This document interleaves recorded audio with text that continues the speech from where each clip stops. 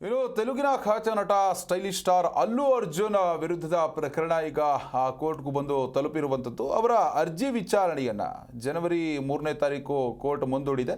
ಪುಷ್ಪ 2 ಸಿನಿಮಾದ premiere show ವೇಳೆ ಕಾಲ್ಕುಳ ತುಳಿತದಲ್ಲಿ ಮಹಿಳಾ ಅಭಿಮಾನಿ ಮೃತಪಟ್ಟಿದ್ರು.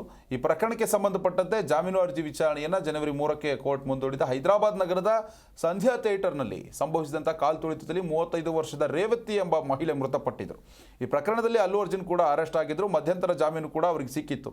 ಇನ್ನು ಅಲ್ಲು ಅರ್ಜುನ್ ಸಲ್ಲಿಸಿದಂತಹ ರೆಗ್ಯುಲರ್ ಬೇಲ್ ಏನಿದೆ ಅದರ ಕುರಿತಾಗಿ ಈಗ ವಿಚಾರಣೆ ನಡೀತಾ ಇತ್ತು ನಾಂಪಲ್ಲಿ ಜಿಲ್ಲಾ ನ್ಯಾಯಾಲಯದಲ್ಲಿ. ಇನ್ನು ಜನವರಿ 3ನೇ ತಾರೀಕು ತೀರ್ಪು ನೀಡೋದಾಗಿ ಕೋರ್ಟ್ ಆದೇಶ ನೀಡಿರುವಂಥದ್ದು.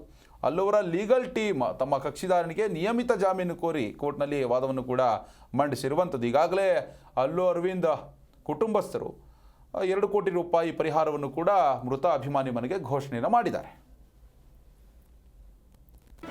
ಜಿ ಕನ್ನಡ ನ್ಯೂಸ್ ಈಗ ನಿಮ್ಮ ಮನೆಯಲ್ಲೇ ನೋಡಿ.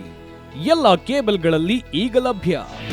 ನಿಮ್ಮ ನೆಚ್ಚಿನ ಜಿ ಕನ್ನಡ ನ್ಯೂಸ್ ಈಗ ಸನ್ ಡೈರೆಕ್ಟ್ ನಲ್ಲಿ number 292, Tata play number 1664, Jio TV number 1334, NXT digital number 30, in cable number 30, city networks 51, U digital number 162, GTPL number 17, Rockline telecommunications number 42, Shri Basaveshwara cable number 168, rural cable network 60, Vinayaka digital 57, Abhishek cable 821, city channel 53, Siddeshwara cable network 57, ವಿ4 digital infotech 628, Surya digital networks 53, Gajanan digital number 836, Malnad infotech private limited number